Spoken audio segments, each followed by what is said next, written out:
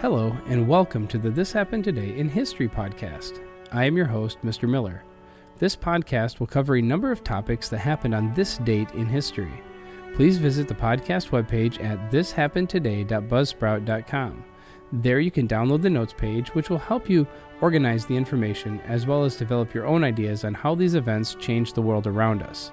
If you're interested in hearing more, please consider subscribing so you will not miss out on what happens tomorrow in history. Today is May 9th. The first event comes from 1934. The most devastating work stoppage in Oregon's history lasted 82 days, paralyzed commerce, and laid off 50,000 Oregonians. It also established one of the nation's strongest unions on the West Coast. In 2008, 95-year-old retired longshoreman Marvin Ricks was the last surviving Portland veteran of the Great West Coast waterfront strike of 1934. When he needs a taxi, he wants a Broadway. He remembers that Broadway cabbies delivered sandwiches to him and his comrades on the picket lines.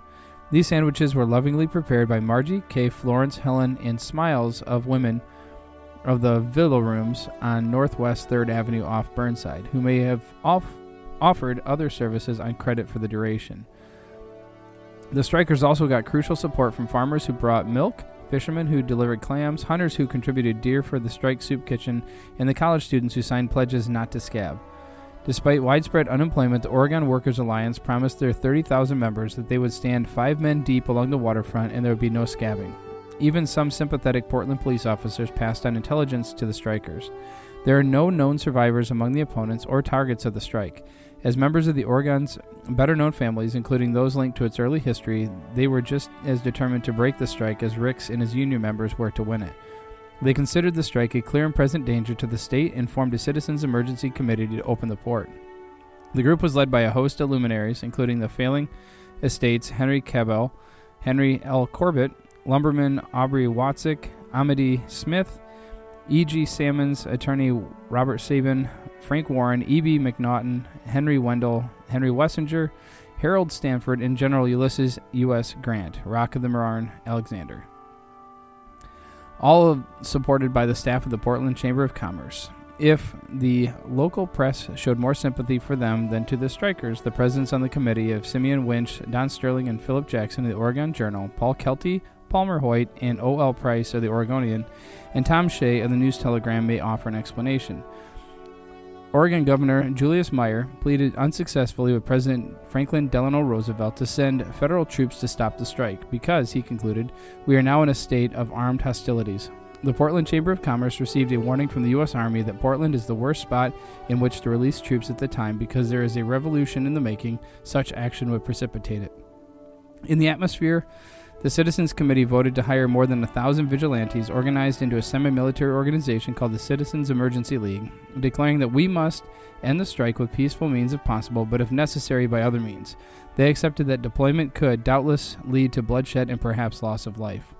And there was bloodshed and loss of life. Hired strikebreakers were housed in the Admiral Evans, which the strikers attacked and cut loose to drift into the Broadway Bridge. Police escorted a train to Terminal 4 in St. John's, fired on the strikers, wounded 4 of them in what became known as Bloody Wednesday. The strikers' Navy plied the waterfront armed with slingshots to discourage strikebreakers. Vigilantes fired on cars carrying New York Senator Robert Wagner, sent by President Roosevelt to mediate the strike.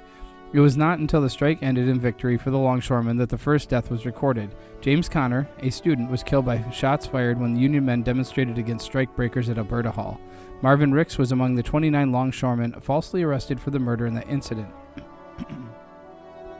The longshoremen's solidarity, community support, and militancy won them coast-wide union recognition, a joint hiring hall, and substantial wage and hour improvements. The Portland local joined the post-strike movement to reject their corrupt AFL union and to join Harry Bridges' International Longshore and Warehouse Union.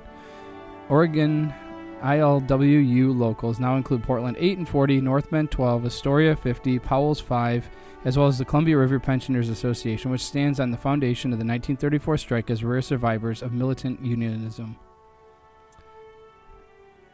In 1976, Air France Flight 139 from Tel Aviv to Paris was hijacked, kicking off an infamous incident that saw IDF storm the Entebbe airport and rescue the hostages.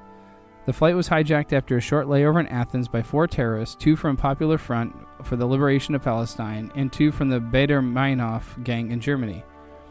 They forced the captain to land at Benghazi Airport in Libya, then shortly after flew to Entebbe Airport in Uganda, where Ugandan soldiers and President Idi Amin supported the hijackers and helped trap the hostages. This marked the beginning of Operation Entebbe. The hijackers separated the roughly 100 Jewish and Israeli hostages from the rest of the captives. The non-Jewish passengers were freed. The hijackers demanded that 53 captives imprisoned in Israel and other countries be released. On July 4, 1976, 4 transport aircrafts holding more than 200 soldiers took off from Sharm el-Sheikh to Entebbe, 4,000 kilometers away from Israel. The flight took 8 hours, flying extremely low to avoid any radar. It was less than 90 minutes from the moment of the 4th aircraft landed until its return to Israel. Almost all the hostages were rescued. Speaking at the Knesset at the time, Prime Minister Rabin, who ordered the raid, said this operation will certainly be inscribed in the annals of military history, in legend, and in national tradition. During the raid, Israeli opposition leader Benjamin Netanyahu's brother, Yoni Netanyahu, was killed, shot in the back from a watchtower by a Ugandan soldier after leading the rescue. During the memorial for the anniversary of the Hebrew date, incoming President Isaac Herzog eulogized Yoni as a national biblical hero. Recently, a Jewish center in Uganda was dedicated to Yoni Netanyahu, serving as a synagogue and community center to the Jews living in the community. And finally, at least 100 people were trampled and crushed to death at a football match in Ghana last night after police triggered a stampede by firing tear gas into the crowd.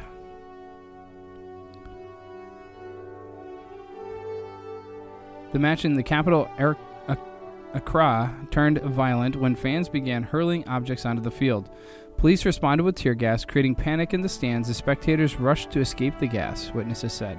Witnesses reported that the home team, Hearts of Oak, was leading 2-1 against Asante Kotoko with 5 minutes left to play when Asante supporters began throwing bottles and chairs onto the field.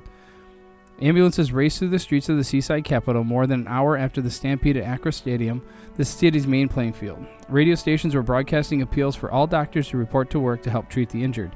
It is a great national tragedy, said the Minister of Presidential Affairs, who visited the hospital. Many people have died and many more are wounded and are bleeding. He also added that at least 100 people had been killed. Hospital officials also gave that figure, but some local media reported that more than 120 fans had been killed. The hallways of Ghana's military hospital number 37, where many of the casualties have been taken, were crowded with bleeding, injured people as relatives searched frantically for loved ones. The Minister of Presidential Affairs urged relatives to return home, saying they were crowding the hospital and creating problems. What is important now is to remain calm. It is a night for us to mourn and not a night to worsen an already bad situation with anger and impatience, he said. At the Ridge Hospital, bodies in dusty, ripped clothing were covered in sheets and laid out on the floor this morning. A wounded woman was helped into the hospital, with one man supporting her under his arms and another carrying her IV tubes. The stampede was the 4th soccer tragedy to hit an African country in a month. 43 people died in April in Johannesburg. Another stampede on April 29th killed 7 people in Lubumbashi, Congo. And on May 6th, fighting broke out among fans at a soccer match in the Ivory Coast, killing 1 person and injuring 39. You have been listening to the This Happened Today in History podcast. I thank you for listening, and I hope that you have enjoyed learning about historical events from the past. Thank you to the following websites for their information regarding today's topics: ThePeopleHistory.com, the 1934 West Coast Longshoremen Strike at OregonEncyclopedia.org, 1976 Israel plane hijacking at JPost.com, and 2001 Ghana soccer fans stampede at TheGuardian.com. The music used as the background track for this podcast is Americana, created by Kevin MacLeod on Incompetech.com.